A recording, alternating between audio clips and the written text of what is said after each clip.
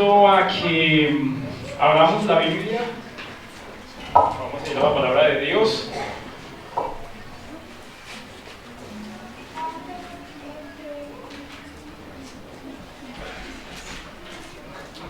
Y les invito a que abramos en Juan capítulo 6. Vamos a leer todo el capítulo, vamos a estar estudiando todo el capítulo.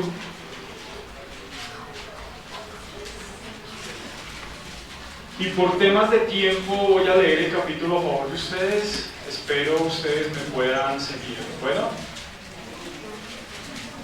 ojalá lo pueda leer allí en su Biblia, lo pueda seguir y todos estemos sincronizados. Amén. ¿Estamos aquí? Bueno, vamos a leer Juan capítulo 6. Dice: después de esto, Jesús fue al otro lado del mar de Galilea, el de Tiberias, y le seguía gran multitud porque veían las señales que hacía en los enfermos. Entonces subió Jesús a un monte y se sentó allí con sus discípulos, y estaba cerca la Pascua, la fiesta de los judíos. Cuando alzó Jesús los ojos y vio que había venido a él gran multitud, dijo a Felipe: ¿de dónde compraremos pan para que coman estos? Pero esto decía para probarle, porque él sabía lo que había de hacer. Felipe le respondió: 200 denarios de pan no bastarían para que cada uno de ellos tomase un poco.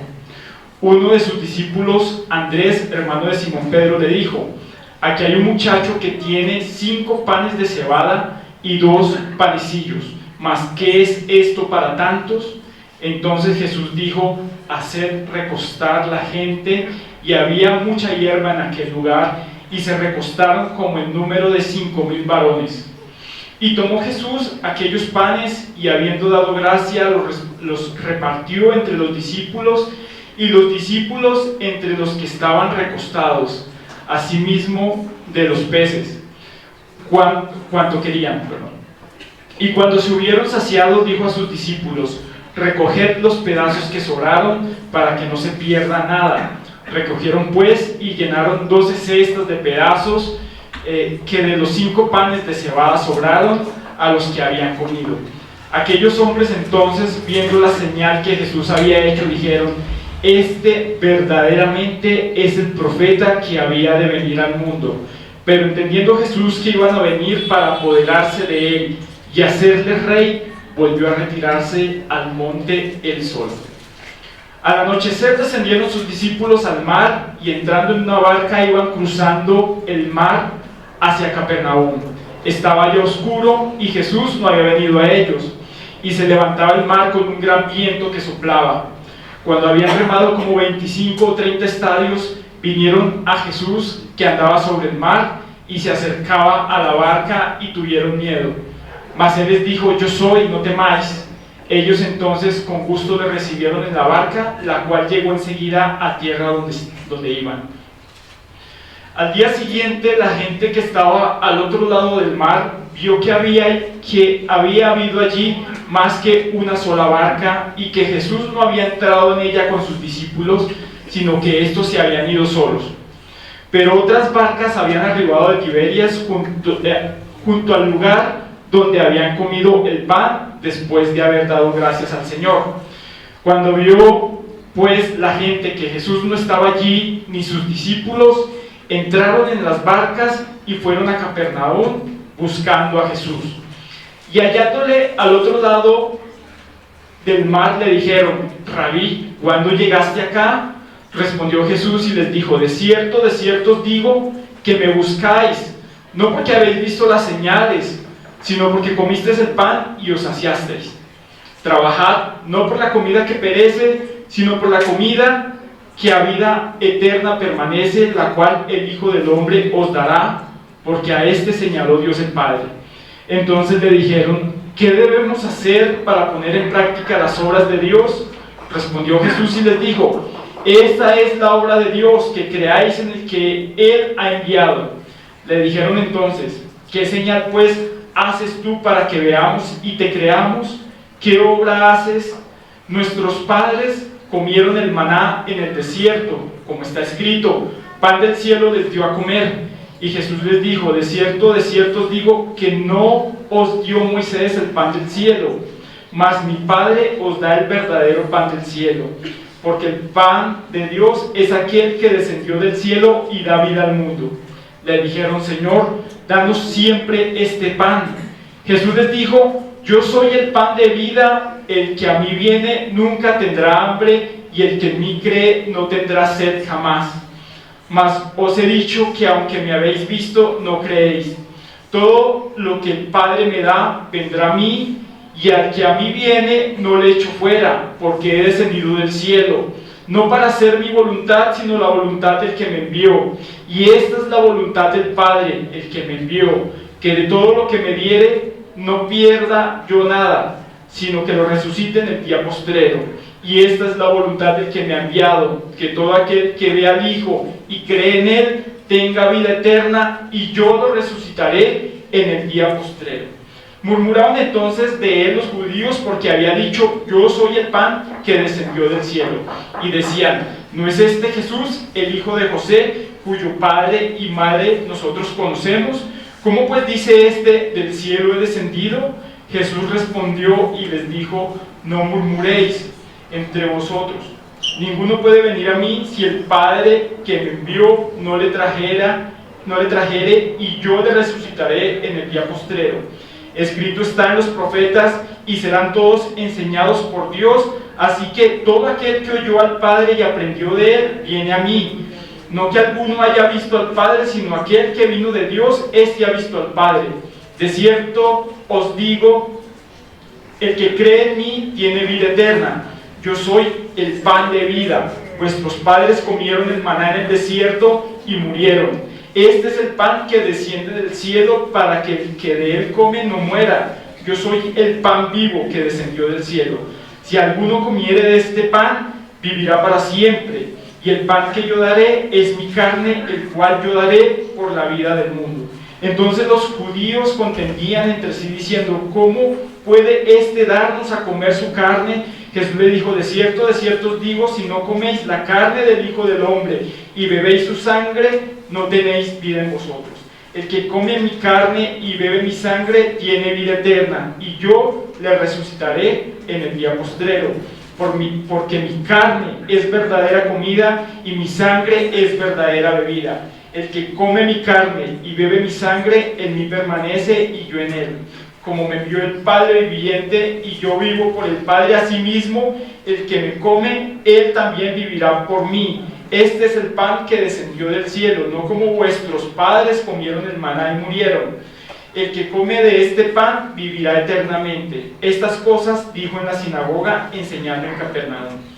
Al oírlas, muchos de sus discípulos dijeron: dura es esta palabra, ¿quién la puede oír? Sabiendo Jesús en sí mismo que sus discípulos murmuraban de esto, les dijo: ¿esto os ofende?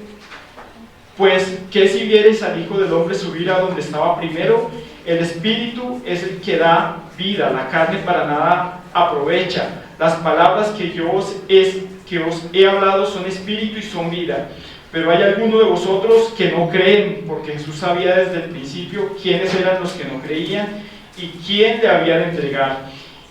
Y dijo: por eso os he dicho que ninguno puede venir a mí si no le fuere dado del Padre. Desde entonces muchos de sus discípulos volvieron atrás y ya no andaban con él. Dijo entonces Jesús a los 12: ¿queréis acaso iros también vosotros? Le respondió Simón Pedro: Señor, ¿a quién iremos?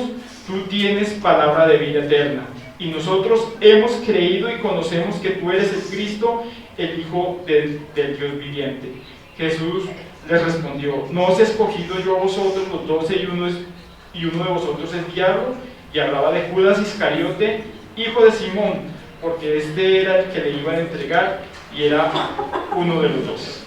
Amén. Un capítulo algo largo, pero creo que todos estamos en contexto, ¿verdad?, de la historia. Vamos a orar pidiéndole al Señor que dirija este tiempo y que el tema que vamos a tocar referente a este capítulo sea de bendición para todos. Los invito entonces a que cierre sus ojos y ponga este tiempo y le pida al Señor que no sea yo, sino que la palabra de Dios sea hablando a su corazón, que lo que usted escuche lo haga reflexionar, lo pueda compartir y lo pueda aplicar. Bendito Señor y Padre eterno, muchas gracias Dios por todo lo que haces, Padre, por Señor, darnos la oportunidad de estar hoy acá, Señor. Esta semana, Dios, muchos han pasado a la eternidad, unos quizás conociéndote, otros sin conocerte, Señor. Esta semana muchas familias quizás hayan padecido el dolor, Señor, de perder a alguien, pero a ti te damos gracias, Señor, porque en medio de tanto dolor y tantas dificultades, Señor, que hay en la vida, nos has permitido, Señor, estar acá, escuchar tu palabra, Señor. Nos permites elevar a ti, Señor, nuestra oración, nos permites conocerte. Muchas gracias, Padre, por ser tan bueno, por tenernos acá, Señor, y te pedimos, Padre, que la palabra, Señor, que se dé esta mañana sea palabra tuya. No permita, Señor, que ningún pensamiento humano, pensamiento de hombre salga de mi boca, Señor, que esté alineado, Señor, yo a tu palabra, Señor, y que tu palabra sea la protagonista, Padre. Que tu palabra sea exaltada, Señor, y glorificada, Señor, Dios mío. Que tu palabra, Señor, Dios Padre, haga lo que tenga que hacer en cada uno de nosotros, Señor Dios, y sea de bendición. En el nombre de Jesús te bendecimos, Señor. Muchas gracias. Amén. Amén. Esta mañana vamos a estar hablando, y he puesto como título a esta enseñanza, las señales de la deserción espiritual. Las señales de la deserción espiritual. Ahora, para quienes quizás de pronto no estén familiarizados con el término deserción, el término deserción o desertar hace referencia al abandono que una persona hace a una actividad o a un grupo al que pertenece, ¿cierto? Una persona que pertenece a un grupo se sale de él, lo abandona, podemos afirmar que esa persona ha desertado de ese grupo, o una persona que realizaba una actividad y deja de hacerla, entonces deserta de esa actividad. Entonces vamos a estar hablando de la deserción espiritual y las señales que se hacen evidentes en un potencial desertor espiritual. En alguien que deserta de la fe y que abandona de fe. Entonces, la deserción de la fe no es algo que ocurra solamente o que esté ocurriendo solamente en la iglesia moderna. La deserción espiritual es algo que ha venido ocurriendo a través de la historia. La historia bíblica nos da ejemplos de personas que desertaron precisamente de la fe y nos advierte de ella. Es un tema recurrente en las Escrituras. Siempre ha habido gente que ha abandonado al Señor, que por un tiempo lo siguieron, que por un tiempo parecieron ser personas entregadas, personas que servían, entregadas a un ministerio, que oraban, que tenían una comunión entre los hermanos, pero de un momento a otro se fueron. Eran personas que parecían ser cristianos genuinos, pero hoy en día están en otro tipo de actividades, alejados del Señor. Son desertores espirituales. Segunda de Timoteo, capítulo 1, 15, voy a leerlo a favor de ustedes. Dice, Pablo decía: ya sabes esto, que me abandonaron todos los que están en Asia, de los cuales son Figelo y Hermógenes. Segunda de Timoteo 4:10 dice: porque Demas me ha desamparado amando este mundo y se ha ido a Tesalónica.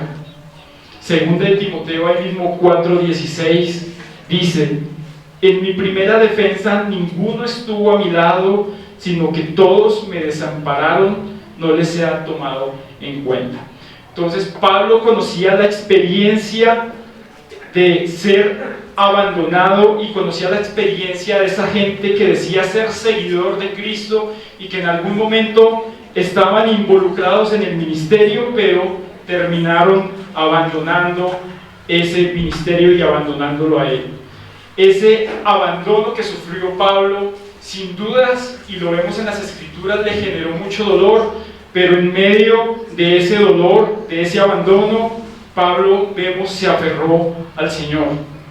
El mismo Jesús, el mismo Señor Jesús, conoció el dolor del abandono. Veamos Lucas capítulo 19, versos 41 y 42. Dice: y cuando llegó cerca de la ciudad, al verla, lloró sobre ella, diciendo: oh, si también tú conocieses, a lo menos en este tu día, lo que es para tu paz, mas ahora está encubierto de tus ojos. Vemos en ese versículo 41 que Jesús, ¿qué? Lloró sobre la ciudad, se lamentó sobre la ciudad.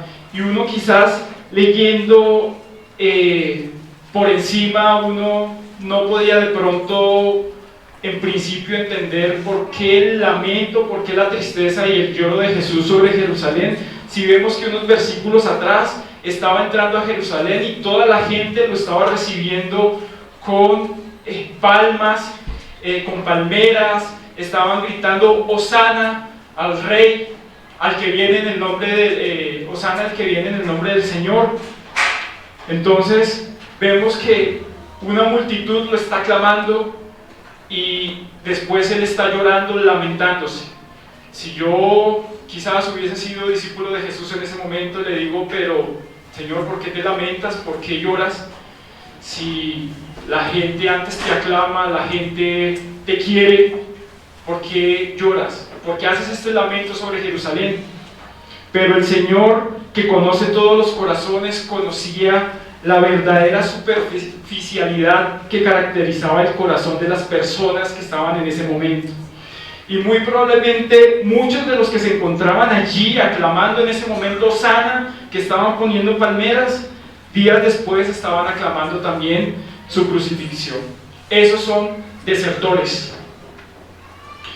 Primera de Juan, capítulo 2, 19, se encuentra esta declaración que es muy conocida por todos nosotros, que dice Primera de Juan 2, 19: salieron de nosotros, pero no eran de nosotros, porque si hubiesen sido de nosotros, habrían permanecido con nosotros, pero salieron para que se manifestase que no todos son de nosotros. Claramente Juan ya estaba advirtiendo, ya estaba diciendo que en la iglesia iban a haber desertores, personas que parecían que eran de nosotros, pero que realmente no eran de nosotros, porque no permanecieron, porque se fueron. Hebreos capítulo 3, 14 dice: porque somos hechos participantes de Cristo, con tal que retengamos firme hasta el fin nuestra confianza del principio. Es decir, que somos realmente genuinos creyentes si permanecemos hasta el fin, es lo que está diciendo el escritor de Hebreos. Si no dejamos al Señor, si no abandonamos la fe, si no endurecemos nuestro corazón, si no nos alejamos de la verdad. Es lo que está diciendo allí Hebreos. Como podemos ver entonces, la Biblia muestra que la deserción es un problema común. Lo vivió Pablo, lo vivió el Señor, y ni qué hablar del Antiguo Testamento del pueblo de Israel, ¿cierto? Fue algo recurrente en ellos, desertar de seguir al Señor. Y precisamente aquí en este capítulo vamos a tomar como eje o como centro el versículo 66. Un hermano que por favor vuelva y lea el versículo 66 del capítulo 6 de Juan.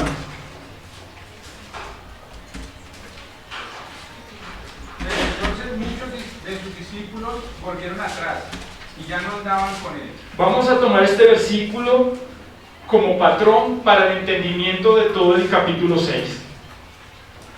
Entonces ahí en Juan 6:66 dice: desde entonces muchos de sus discípulos volvieron atrás y ya no andaban con él. Ahora, todo lo que sucede en el capítulo 6, como lo veía, nos lleva a ese punto, a ese versículo, ¿cierto? A ese suceso. Y al Señor le causa gran tristeza que aquellos a quien Él en principio, como lo vimos en el principio del capítulo, a quienes había alimentado, a quienes había sanado, a quienes había enseñado, en este punto lo estaban abandonando. De manera que incluso le dice a los 12: ¿ustedes también piensan irse? ¿Ustedes también queréis acaso iros también vosotros? En otras palabras les está diciendo: ¿también ustedes me van a abandonar como los demás? Entonces vemos aquí al Señor haciendo esta pregunta, una pregunta seguramente con mucha tristeza, porque ¿a quién no le causa tristeza que lo abandonen? ¿A quién no le causa tristeza que alguien que parecía incondicional de pronto en algún momento se va? Este capítulo 6 tiene muchas enseñanzas, muchas lecciones, pero nos vamos a centrar en el tema de la deserción espiritual porque hay mucho que aprender al respecto acá. Yendo al principio del capítulo 6, lo primero que podríamos preguntarnos es: ¿qué identifica a un desertor espiritual? ¿Cómo podemos identificarlos? ¿Cómo podemos esperar que la gente deserte de la fe? Vamos a estar viendo una lista de señales que nos muestra todo el capítulo 6 a lo largo de todo el capítulo. Son aproximadamente unas 7 señales, las vamos a ver muy rápidamente, y no significa que el desertor espiritual las tenga que cumplir absolutamente todas. Con una sola señal que podamos ver reflejada en una sola persona, podemos ver ya un indicio de deserción. En principio no podemos identificar al desertor a simple vista, ¿verdad? Es decir, no podemos determinar qué persona es la que va a abandonar la fe o qué persona es la que se va a ir con solo verla. Porque por el contrario, podemos ver muchas personas que aparentemente son personas que pueden estar en la fe, pueden ser personas que oran, pueden ser personas que asisten a una iglesia, que asisten a un estudio bíblico, pero cuando pasa el tiempo y después de un tiempo vemos que ya no están y ya dejan de ser cristianos. Entonces la primera señal de un desertor espiritual es que el desertor espiritual se ve atraído por la multitud. Veamos los versos 1 y 2. Un hermano que por favor lo lea. Después de esto, Jesús fue al otro lado del mar de Galilea, el de Tiberias, y le seguía gran multitud, porque veían las señales que hacían los enfermos. Amén. Entonces aquí vemos cómo el desertor espiritual aparece por primera vez, ¿cierto? Es atraído por la multitud. Inicialmente es indistinguible, es decir, uno puede ver una multitud allí y decir: wow, qué cantidad de cristianos, qué cantidad de creyentes. A mí me pasó, yo una vez fui hace mucho tiempo a un evento que hubo en el Parque Simón Bolívar llamado Mi Esperanza o algo por el estilo, que venía el hijo de Billy Graham. Y eso era una multitud enorme, y eso cuando llamaban a la gente, eso pasaba una cantidad de gente, y yo llevé a un amigo no creyente, un amigo de la universidad, para que escuchara el evangelio, y él estuvo allá y fue alguien que de pronto también pasó, y yo dije: gracias a Dios tenemos un nuevo creyente. Y pregúnteme dónde está mi amigo hoy. No está en ninguna iglesia, no sigue al Señor. Entonces, dentro de esa multitud donde aparentemente todos parecieran tener interés en Jesucristo, es difícil saber quién verdaderamente cree y quiénes se van a ir después. Pero la realidad es que los desertores están ahí en la multitud. En el versículo 1 dice: después de esto. Entonces uno lee el capítulo 5 y no tiene como mucha relación del último verso del capítulo 5 con el verso 1 del capítulo 6. Entonces toca irse al principio del capítulo 1 para entender cuando dice después de esto a qué se refiere. Entonces en el versículo 1 del capítulo 5 dice que hubo una fiesta de los judíos. Le quiero pedir el favor a un hermano que por favor lea específicamente ese versículo. Después de estas cosas había una fiesta de los judíos y subió Jesús a Jerusalén. Listo, entonces todo el capítulo 5 se desarrolla bajo ese contexto de que había una fiesta de los judíos, ¿cierto? Entonces, si esa fiesta fue la Pascua, porque ahí no se dice qué fiesta fue, el capítulo 6 se desarrolló un año después del capítulo 5. Si la fiesta que dice el capítulo 5, verso 1, es la fiesta de los tabernáculos, entonces la fiesta, el capítulo 6, tuvo lugar más o menos unos 6 o 7 meses después. Es decir, hubo un lapso mínimo entre el capítulo 5 y el capítulo 6 de aproximadamente unos 7 meses. Entonces, los eventos que sucedieron en ese lapso, Juan no los registra. El Evangelio de Juan no registra lo que sucedió en esos eventos durante ese tiempo, de esa fiesta que no sabemos cuál es, al capítulo 6.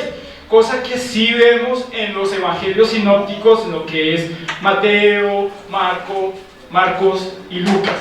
Ellos sí muestran un poco y desarrollan un poco lo que sucedió en ese lapso de tiempo. Entonces, en Mateo, los capítulos del 4 al 15, ahí ustedes van a ver lo que sucedió en ese lapso. En Marcos también lo dice del capítulo 1 al 7, y Lucas lo dice del capítulo 4 al 9. Los eventos que no se mencionan en Juan, porque ya vimos que Juan se los saltan y que sí se mencionan en Mateo, Marcos y Lucas, tienen como un escenario a Galilea. Todo lo que el Señor hizo en ese momento, todas sus obras, todas sus enseñanzas tuvieron lugar en Galilea. Así que en el versículo 1 ahí del capítulo 6, donde dice después de esto, está haciendo referencia a después de todo el ministerio galileo que se desarrolló que se habla en los evangelios sinópticos, que no son nombrados en Juan. ¿Sí estamos? Listo. Ya entonces, para el capítulo 6, que es el que estamos viendo, Jesús posee una gran popularidad ahí en toda la región de Galilea. Él entonces, como se habla en Mateo, Marcos y Lucas, él ya ha expulsado demonios, ha sanado a centenares de enfermos, él ha enseñado a multitudes, él ha hecho muchas cosas y su popularidad ha crecido de una manera impresionante.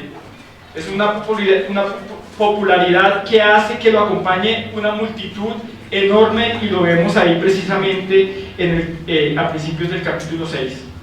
Quizás en su momento él fue la persona más popular en Galilea. Creo que no había visto en Galilea, en esa región específica, una persona con tal fama como la que Jesús tuvo en ese momento.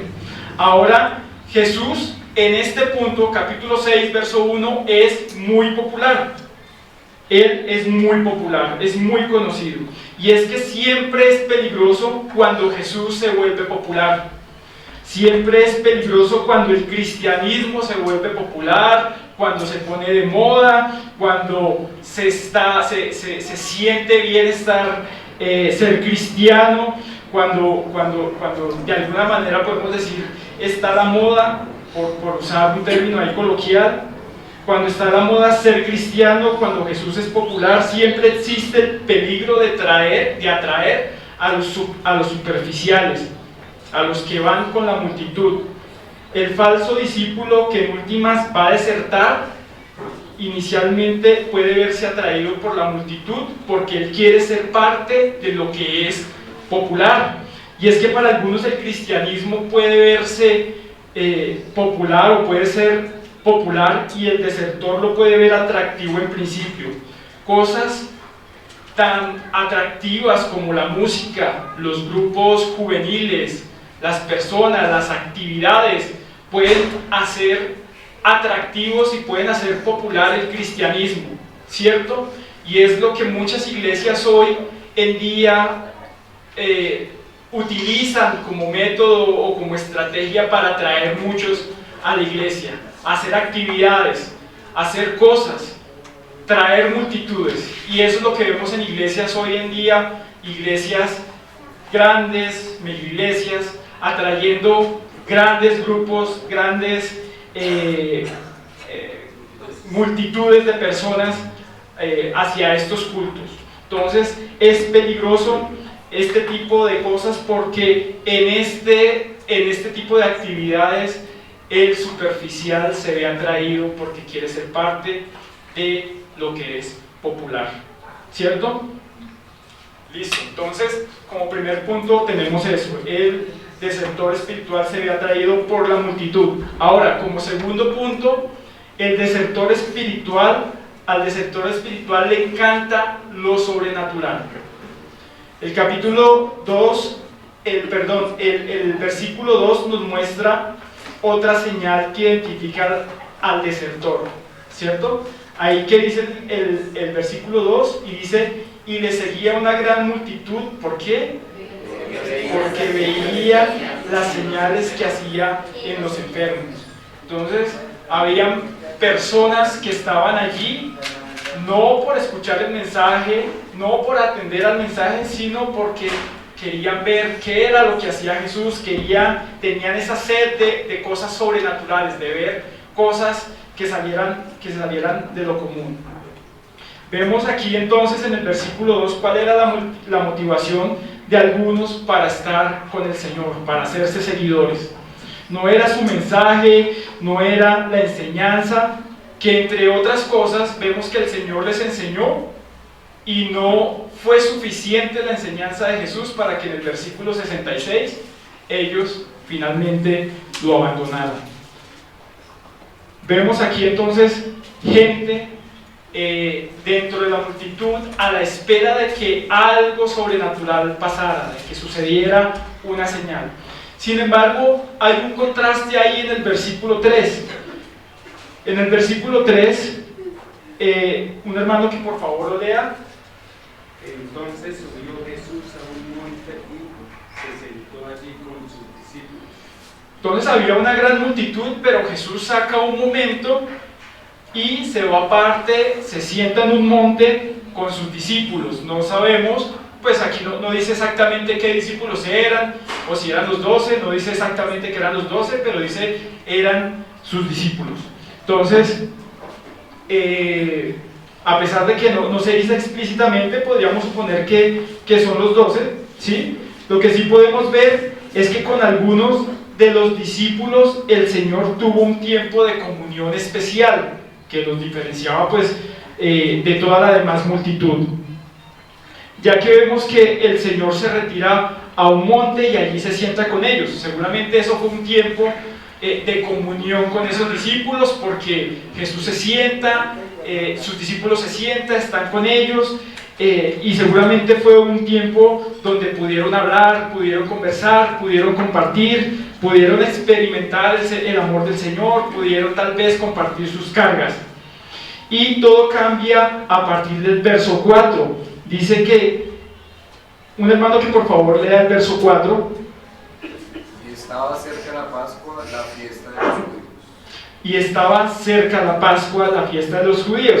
Y eso significaba que había muchos judíos de camino a Jerusalén, y Galilea era un trayecto comercial que comunicaba regiones extranjeras con Jerusalén. Entonces había mucha gente probablemente que mientras Jesús estaba enseñando a la multitud, estaba pasando por ahí y se añadían a la multitud, haciéndola aún mucho más grande. Entonces los peregrinos que iban para Jerusalén llegaban ahí, se añadían quizás a la enseñanza, a la multitud de lo que estaba pasando en su momento, e hizo que la multitud se hiciera mucho más grande. Y el versículo 5 dice: cuando alzó Jesús los ojos y vio que había venido a él gran multitud. Mateo 14 nos muestra el mismo escenario y nos da un poco más de detalle al respecto. Mateo 14 dice que cuando Jesús vio a estas personas, tuvo compasión de ellas. Los vio como una oveja, como ovejas que sin pastor, y comenzó a enseñarles muchas cosas y comenzó a sanarles. Es decir, no solamente los sentó allí para enseñarles, sino que adicional hizo señales, hizo milagros, porque el Señor tuvo compasión de ellos. Lo mismo nos dicen Marcos y Lucas sobre este pasaje. Y Él comenzó a sanar a los enfermos que necesitaban sanidad o que necesitaban pues ser curados en ese momento. Entonces aquí vino una gran multitud en el versículo 5, ¿cierto? Se acercaron y por lo que vemos entonces en los registros de los otros evangelios, vemos que Jesús les enseñó y los sanó.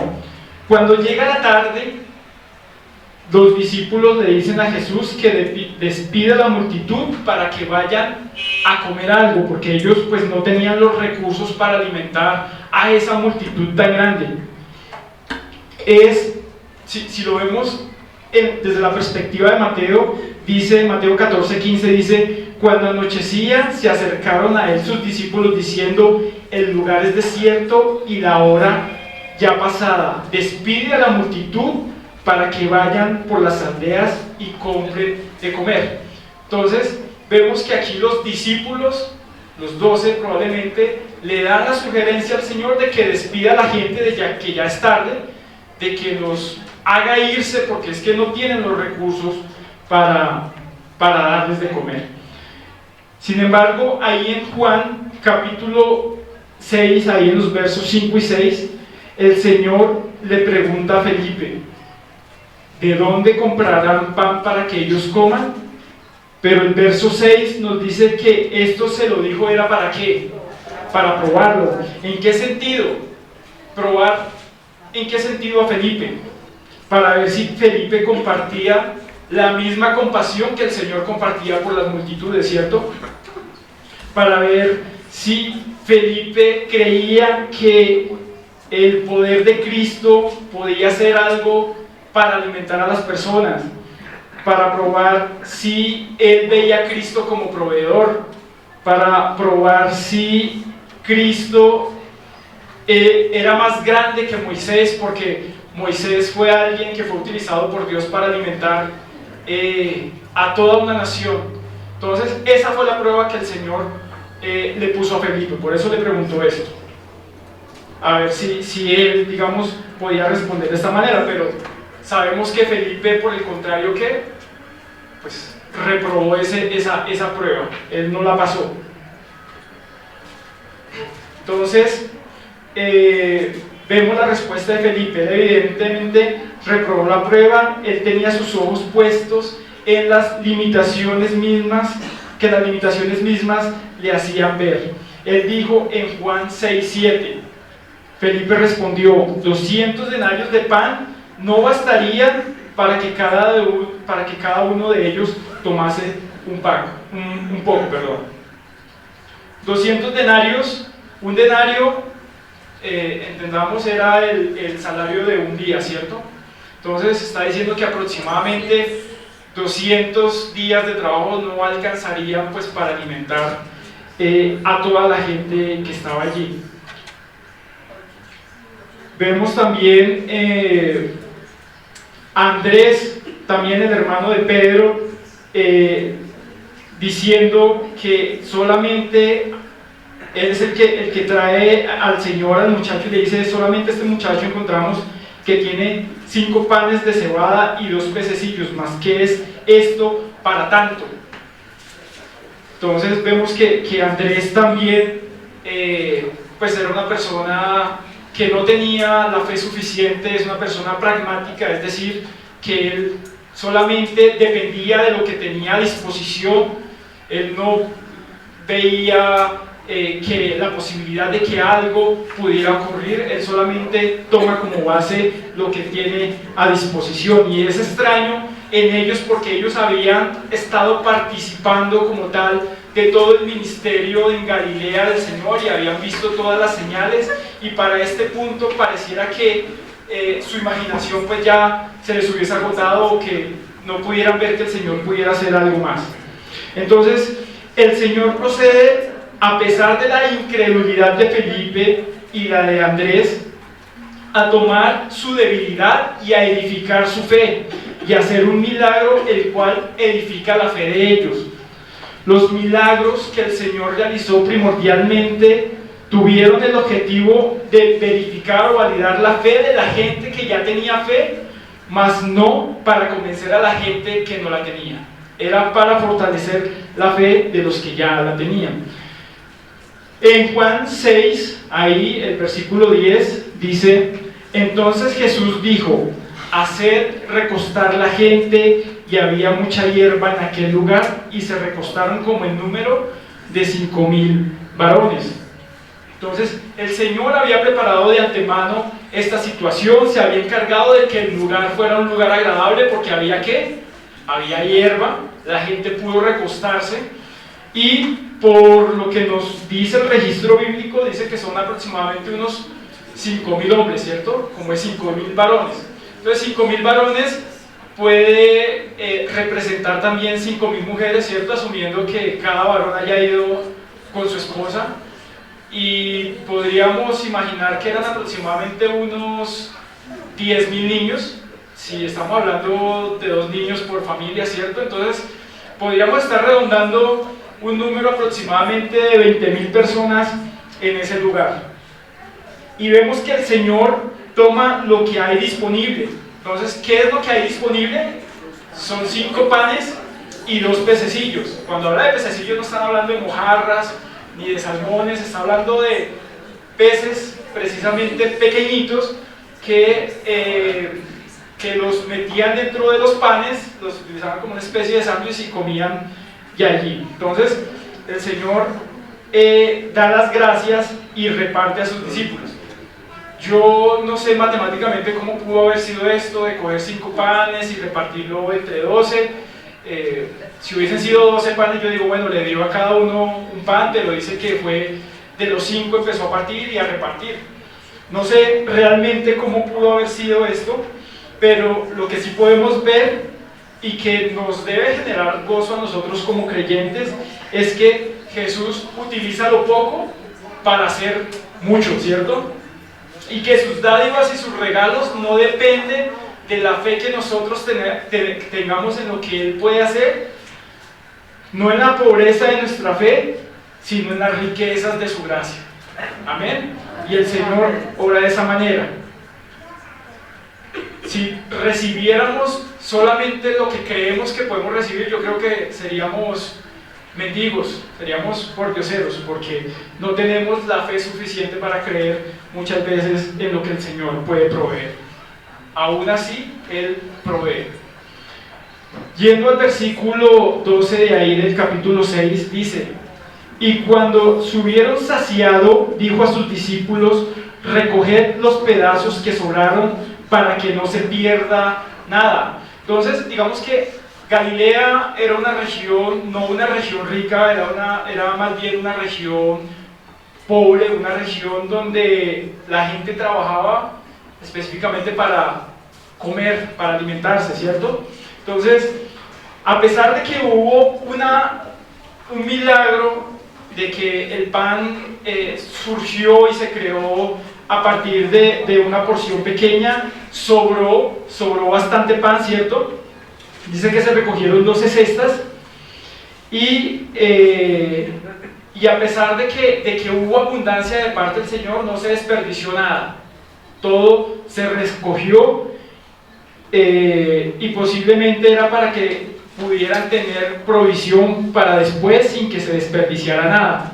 Esto también nos enseña y nos demuestra que por más abundancia o provisión que el Señor nos dé, no se pueden despilfarrar los recursos que el Señor nos entrega.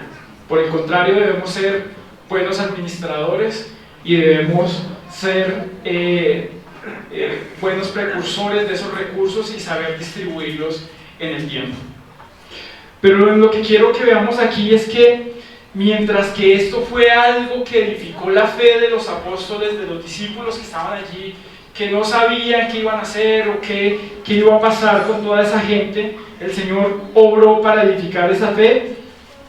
Lo que sí podemos ver también es que el desertor espiritual solamente le importó eso que sucedió. Al desertor espiritual solamente le interesó la multitud y lo que sucedía en la multitud. Ellos no estaban allí por ninguna otra cosa, estaban encantados con los milagros. Ellos podían percibir en esos milagros y en ese poder milagroso que encontraron en el Señor la respuesta a todos sus problemas. Dice, cuando uno lee Mateo capítulo 4, se dice que toda la fama del Señor se dio a conocer por toda Siria y que a Él le trajeron todos los enfermos y gente atormentada por demonios y aquellos que eran epilépticos, gente con parálisis. Dice que Él los sanó a todos. Y eso trajo grandes multitudes, y es que, pues, ¿quién no quiere tener salud? ¿Quién no quiere ser sanado, cierto? Todo el mundo quiere ser curado, todo el mundo quiere que se les provea lo que ellos quieren, y lo que fue muy obvio en este tipo de ministerio es que, pues, iba a atraer a los que son buscadores de emociones. Este tipo de acciones que el Señor realizó en beneficio del pueblo y como muestra de su misericordia, lo que hizo fue también atraer multitudes, pero dentro de esas multitudes los que buscan emociones, la gente que quiere ver milagros. En Mateo 12:15 dice: grandes multitudes lo siguieron y Él sanó a todos, y eso siempre atrae multitudes. Mateo 14:14 dice, hablando en el contexto de la misma escena, dice: Jesús salió, vio una gran multitud y fue movido por compasión hacia ellos y sanó a sus enfermos. Y el ministerio del Señor se llevó así en Galilea, y ellos vinieron por eso, por sanidad, y ahora por la comida. Estos son los buscadores de emociones que están persiguiendo las señales y los milagros. Les encanta y están preocupados constantemente por cómo se mueve el Señor, por cómo obra el Señor, por cómo sana, por qué señal milagrosa va a ser. Están preocupados por un ministerio sobrenatural. En Mateo 12:38 dice: entonces respondieron algunos de los escribas y de los fariseos diciendo: Maestro, deseamos ver de ti señal. En Mateo 16:1 lo vemos de igual forma. Dice: vinieron los fariseos y los saduceos para tentarle y le pidieron que les mostrase señal del cielo. Siempre buscaron lo sobrenatural, siempre querían ver algo sobrenatural, querían ver una señal, estaban preocupados por los milagros. Juan 2:18 dice: y los judíos respondieron y le dijeron: ¿qué señal nos muestras ya que haces esto? De hecho, Jesús les dijo ahí en Juan 4:48, entonces Jesús les dijo: si no viereis señal y prodigios, no creeréis. Entonces siempre existen este tipo de personas cuyo interés siempre en Jesucristo van a ser los milagros, lo sobrenatural. Quieren un milagro, quieren una curación, quieren alguna intervención divina, quieren ese poder que viene de parte de Dios. ¿Recuerdan a Simón el mago en Hechos capítulo 8? Aquel dice que engañaba a la gente y de quien la gente decía, ¿qué decía de él? La gente decía: este hombre es el gran poder de Dios. Pero cuando él vio a Felipe obrar realmente a través del poder de Dios, quiso comprar eso que Felipe tenía. Quería comprar ese poder sobrenatural. Entonces usted debe tener mucho cuidado con esa gente que se ve atraída hacia lo sobrenatural, que se ve atraído hacia el cristianismo porque están esperando algún milagro, alguna maravilla, que está esperando algo que los mueva a encarrilarse en lo que es sobrenatural. Nos sucedió una anécdota con mi esposa en un momento con un familiar donde estábamos hablando de una situación y esta persona, pues no creyente, nos decía, pero récenle a la Virgen, así ustedes no crean en ella, récenle, porque es que ya hemos tenido testimonios de que han hecho milagros y no sé qué. Entonces la respuesta fue, obviamente no lo vamos a hacer. Al Señor nuestro Dios, a Él solamente adoraremos y a Él solamente serviremos. Entonces, hay mucha gente que está movida hacia lo sobrenatural, sin importar lo sobrenatural realmente de dónde provenga. Entonces, esa es la segunda señal. Tercera señal: el desertor espiritual solo piensa en cosas terrenales.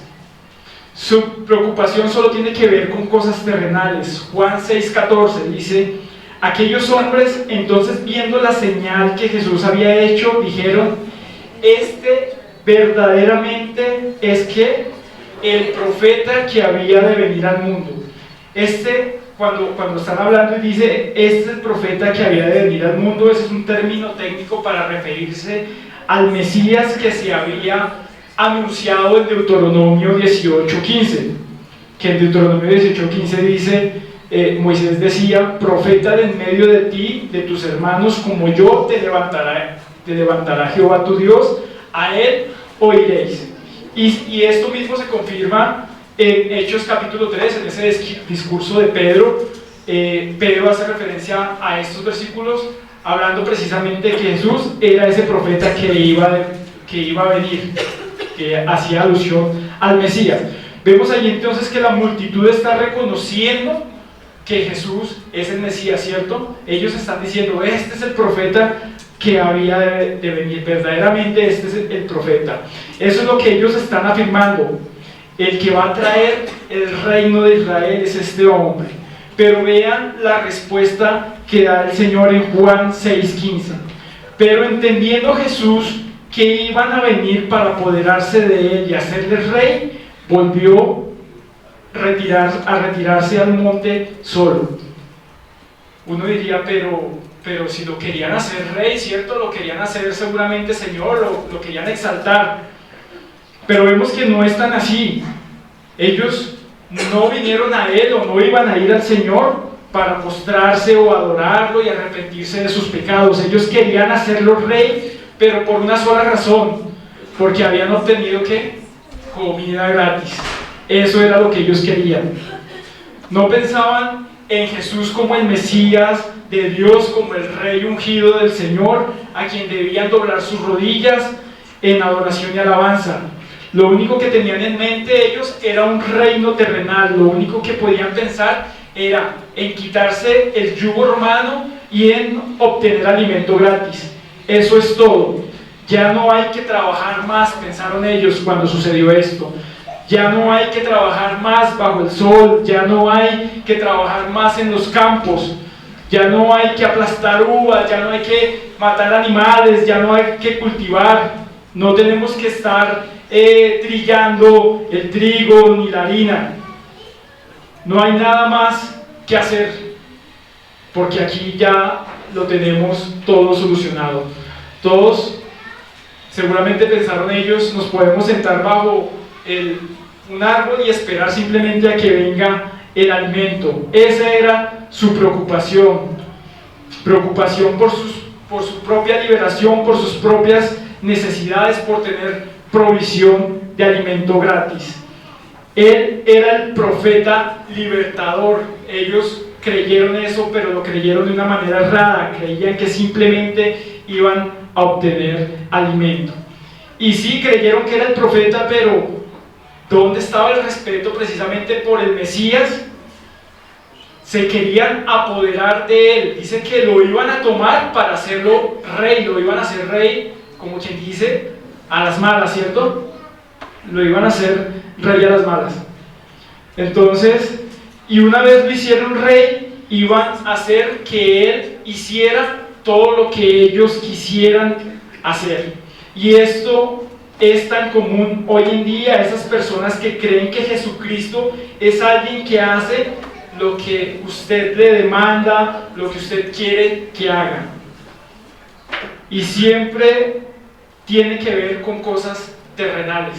Esa gente que está precisamente pensando en declarar, en reclamar, no está pensando en reclamar cosas espirituales o en crecimiento espiritual, siempre tiene que ver con cosas terrenales, reclamar dinero, reclamar éxito, reclamar casas, reclamar auto. Eso es lo que se ve en la doctrina hoy en día y es lo único que le preocupa al desertor espiritual. El todo aquí y ahora. Llaman a que la gente tenga fe para que crean y reciban lo que ellos quieren. Pero eso no está en el plan de Dios, esa no es la promesa de Dios. Pero hay gente que viene al cristianismo siguiendo a la multitud, encantada por la manera, por las obras sobrenaturales, pensando solamente en cosas terrenales. Es lo único que les preocupa. ¿Qué poder hacer para satisfacer las propias necesidades? En lugar de adorar al Mesías, de adorar al Señor, en lugar de caer postrados ante Él. Por el contrario, lo que quieren hacer es empujarlo a que Él haga todas las cosas que ellos quieren que hagan en sus mentalidades terrenales, con sus deseos terrenales. Wilson, faltan 4 puntos más, pero para el próximo reunión lo seguimos viendo. Mis hermanos, entonces podemos ver entonces en principio que al desertor espiritual le atrae la multitud, al desertor espiritual le encanta lo sobrenatural, es llamado o atraído por esas cosas sobrenaturales que se dicen hoy en día hacer en las iglesias, que la unción, que alguna emoción nueva, alguna sensación, se ven atraídos por todas estas cosas. El desertor espiritual también se ve atraído o solo piensa mejor en las cosas terrenales, solo le importa satisfacer las necesidades que ve en esta tierra, pero no le preocupa satisfacer las necesidades espirituales.